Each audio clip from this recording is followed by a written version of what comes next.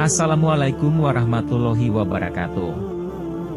Teman-teman seiman, dalam video ini, Halaqoh Islam akan menceritakan sebuah kisah dari Abu Nawas sang penggeli hati. Semoga bermanfaat. Mimpi buruk yang dialami Baginda Raja Harun al-Rasyid tadi malam menyebabkan Abu Nawas diusir dari negeri Baghdad. Abu Nawas tidak berdaya. Bagaimanapun ia harus segera menyingkir meninggalkan negeri Baghdad hanya karena mimpi. Masih jelas terngiang-ngiang kata-kata Baginda Raja di telinga Abu Nawas. Tadi malam aku bermimpi bertemu dengan seorang laki-laki tua. Ia mengenakan jubah putih. Ia berkata bahwa negerinya akan ditimpa bencana bila orang yang bernama Abu Nawas masih tetap tinggal di negeri ini. Ia harus diusir dari negeri ini sebab orang itu membawa kesialan. Ia boleh kembali ke negerinya dengan syarat tidak boleh dengan berjalan kaki, berlari, merangkak, melompat-lompat dan menunggang keledai atau binatang tunggangan yang lain. Dengan bekal yang diperkirakan cukup, Abu Nawas mulai meninggalkan rumah dan istrinya.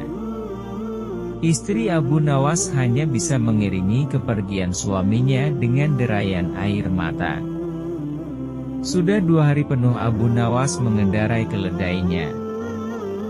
Bekal yang dibawanya mulai menipis.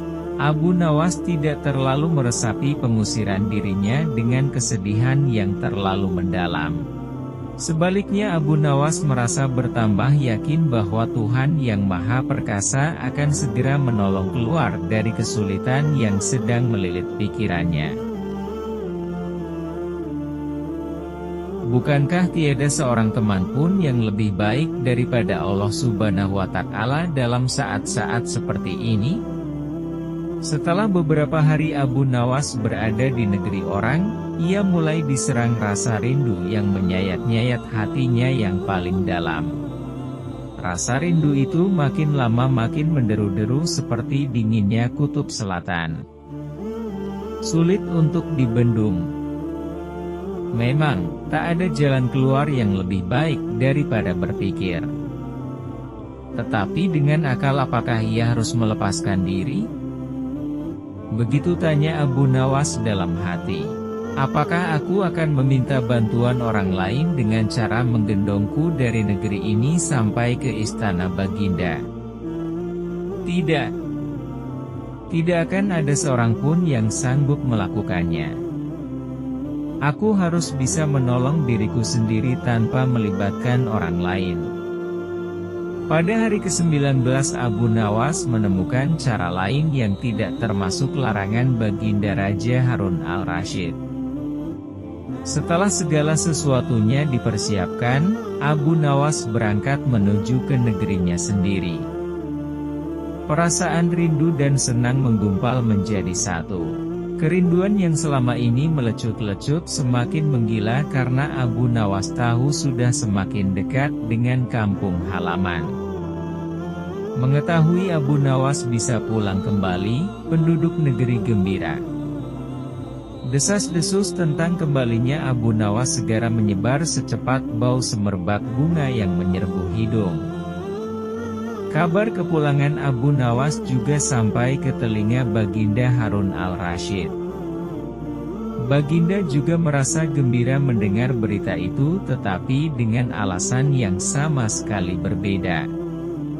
Rakyat gembira melihat Abu Nawas pulang kembali, karena mereka mencintainya. Sedangkan Baginda Raja gembira mendengar Abu Nawas pulang kembali karena beliau merasa yakin kali ini pasti Abu Nawas tidak akan bisa mengelak dari hukuman. Namun Baginda amat kecewa dan merasa terpukul melihat cara Abu Nawas pulang ke negerinya. Baginda sama sekali tidak pernah membayangkan kalau Abu Nawas ternyata bergelayut di bawah perut keledai. Sehingga Abu Nawas terlepas dari sanksi hukuman yang akan dijatuhkan. Karena memang tidak bisa dikatakan telah melanggar larangan Baginda Raja.